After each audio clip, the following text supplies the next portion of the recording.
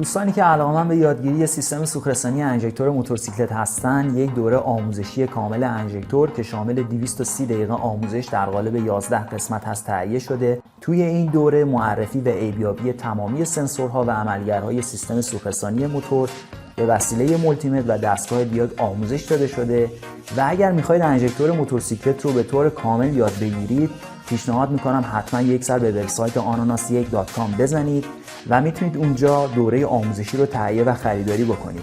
و عزیزانی که این دوره رو خریداری میکنن، اگر در آینده ویدیویی به این مجموعه اضافه بشه، آپدیت اون برای خریداران به صورت رایگان و اتوماتیک ارسال میشه.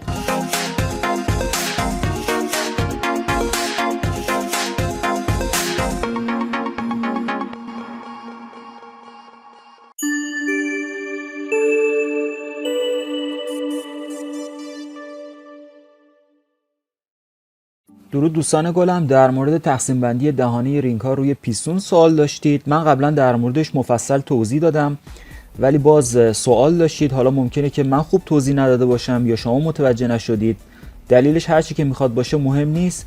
یه شکل رو آماده کردم براتون. اینجا رینگ اول رو داریم، رینگ دوم.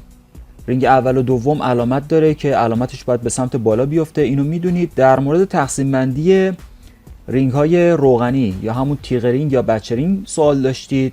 مجموعه رینگ روغنی از 3 تیکه تشکیل شده: تیغ رینگ این بالایی، فاصله انداز یا رینگ زیگزاگی، تیغ رینگ پایینی. وقتی که شما رینگ زیگزاگی رو روی پیستون سوار کردید، خود رینگ زیگزاگی یه دونه دهانه داره. حالا سوال داشتید که این دهانه رینگ های تیغ رینگ یا بچه رینگ رو چجوری تقسیم بندی بکنید. ببین وقتی شما خواستید رینگ ها رو تقسیم بندی بکنید، رینگ های تیغ رینگ رو یا بچه رینگ رو، دهانه رینگ زیگزاگی که اینجا افتاد، تیغ رینگ ها رو، دهانه تیغ رینگ ها رو یا بچه رینگ ها رو به فاصله 1 سانت یا 2 سانت از دهانه رینگ زیگزاگی فاصله بدید. بالایی رو 1 سانت یا 2 سانت از دهانه رینگ زیگزاگی فاصله بدید، اینجا بیفته. واسه تیغ رینگ پایینی هم دهانه رینگ زیگزاگی که اینجا افتاده به فاصله 1 سانت یا 2 سانت ازش فاصله بدید، یا همون 20 میلیمتر یا 10 میلیمتر و اینجا بیفته. حالا وقتی که تمامی رینگ ها رو تقسیم بندی کردید، یه همچین شکلی باید در بیاد، مثل آرم بنز میشه.